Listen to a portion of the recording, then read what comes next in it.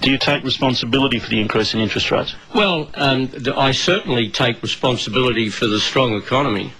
So you take responsibility for 6 interest rate increases? No, I take responsibility for the strength of the economy and the extent to which that strength has contributed to movements. Of course I do. I've said that. But you've also taken some pleasure in low interest rates. Therefore, you have to take some pain in high interest rates, don't you? Well, look, the people will make a judgment about the apportionment of pain and blame. Well, what's your view? Do you carry any blame? I'm not a commentator. My responsibility is to explain to the Australian people the damage that would be done to the economy by Mr Rudd becoming Prime Minister and changing the industrial relations policy.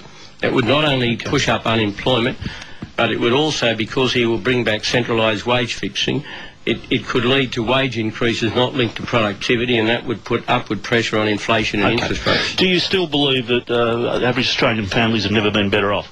I think if you look at the overall measures,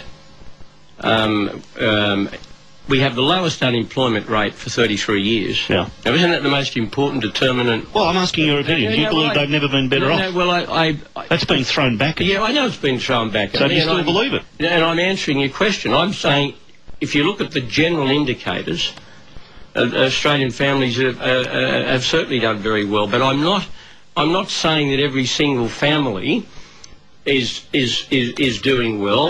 And I'm not denying, Neil, I'm not denying that people are feeling cost of living pressures. But I think I'm also entitled to say, on the other hand, that we have the lowest unemployment in 33 years. Wages have gone up by 21% after inflation in the time I've been Prime Minister. We have fewer strikes now than we've had since 1913, and international measurements suggest that individual wealth in this country is the highest in the OECD area, with the exception of the United States. Well, putting all that together, is it true to say that Australian families have never been better off? And it's true to say that the generality supports that proposition, but in individual cases, no. You're not an English teacher. The generality supports that proposition. What does that mean? Well, it means that the measurements of unemployment, measurements of individual wealth, measurements of job security, all of those things. I mean, Neil, you know, with respect, I'm not trying to avoid the question. No, you're trying to avoid saying that again, aren't you? Well, Neil, I'm just trying to deal in facts. I mean, I know what games are played in election campaigns. Yeah, fair enough.